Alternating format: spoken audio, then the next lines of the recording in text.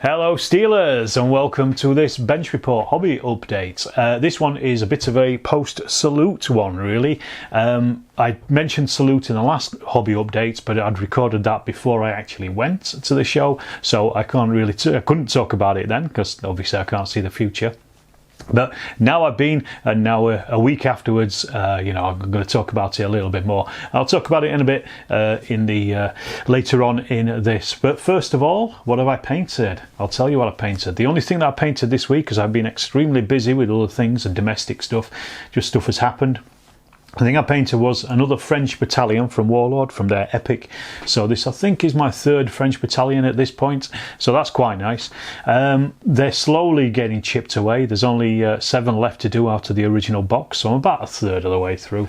And I was actually talking to Dave Brown at Salute, who I did an interview with as part of the show report, and he mentioned that rather than using all 4 stands for a unit, for say GTA 2 for example, just use 2 instead. And I thought that's actually a very good idea. It makes it a slightly smaller game, but it doesn't matter in GTA 2, you don't take bases off, so it doesn't really matter as long as you can show what formation the unit is in, and it too is enough to be either in column or in line or even in square. So I was thinking about that, and I thought, yeah, that's actually a good idea. And what I can do is once I've got all that stuff done, enough done for a game of GDA, I could actually probably play one at some point with my figures on this table in the war room and not have to rely on the guys down at the club. So Dave, if you're watching, thanks for that. Also thank you, Dave, for being my latest Patreon as well. You really appreciated it. The conversation we had at Salute wasn't it wasn't me pressing you to become a Patreon, but thank you very much anyway. The other thing that's kind of happened as well is I've got a new table. You can't see it here, but there should be a picture appearing on the screen at some point of it set up with a 6, and I can now play on 6x4. I picked this up just this week, got it locally. Richard Phillips had actually offered me his, but the problem is, and a massive thank you, Richard. The problem is he lives all the way down in Stone, which is about a 3-hour round trip for me. So it would have cost me a hell of a lot of money in petrol and time. So I do appreciate it, Richard, but thanks for the kind offer. But I got one locally just the other day. It's a drop leaf table, so I can fold it away. I can put it away if we have people stay over and they want to stay in the war room, for example, on a mattress or whatever. And but I can also stretch it out to a 6x4 table now as well. So that's going to be a lot better, and I'm going to be filming some new battle reports as soon as I can, really.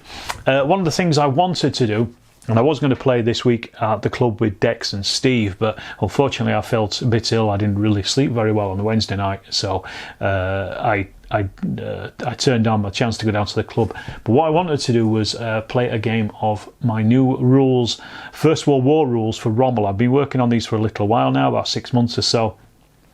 Rommel is the game by Sam Mustafa, and I kind of taken his basis of his game, and I've kind of tried to work it into a First World War style game, but played on grids. I'm not sure at the moment if it's going to be brigade or divisional level.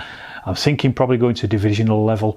It was originally brigade level, but I'm thinking maybe just opening it a little bit and playing it more like the game that's called just plain Leapfrog, which is a First World War game, which I've never been able to get my head around the rules, but has some fantastic ideas in there. It's almost impossible to actually read it because it's so opaque.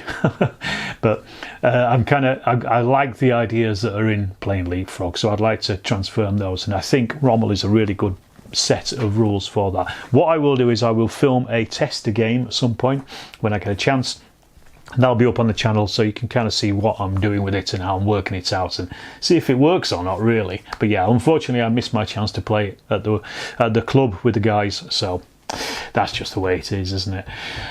So yeah, Salute.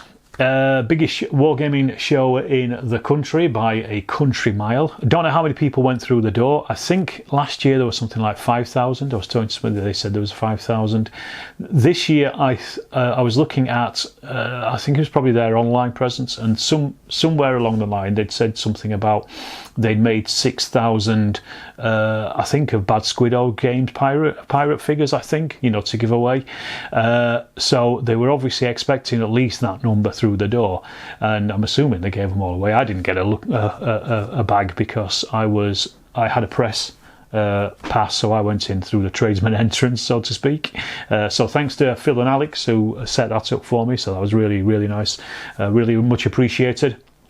And obviously, you know, if I get in free, I make sure that I make a video out of it and try to show the show off as much as possible. And I have done. If you've got the show report, go and check it out if you haven't seen it already. There's quite a few interviews in there. I actually, I've seen a couple of the videos around of people showing off their salute haul. Dom Boots on the Table, for example, he's done one, and I bought nothing. The only thing I spent was £5 on a cup of tea and a muffin at 10 o'clock in the morning, and that was it. I spent nothing else apart from a Greggs sandwich on the way home. There was nothing I wanted to buy because I generally don't buy stuff at shows. The only thing I did want to buy, that's a bit of a lie, is some of the GDA2 tokens that I can't remember the name of them. There's an Australian guy who came over and he had a store set up and he was selling GDA2 tokens. I spoke to Dom later on. I think it was Dom I spoke to. Oh no, it was Chris Brown of Dave Brown's son, and he said they'd all gone, absolutely sold out. So I didn't even have a chance to get my hands on them. They're really nice, really beautiful MDF printed things, lovely stuff. But oh well, you know, I should have pre-ordered them. I knew I should have pre-ordered them before I went, but that's the way it is. You know, you snooze, you lose, don't you?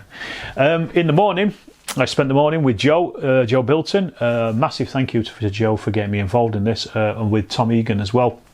And we were helping out on Joe's massive Stalingrad water tanker board. Absolute pleasure to play on that. We were just kind of umpiring and helping people play the game and stuff. I think there was 8 or so players.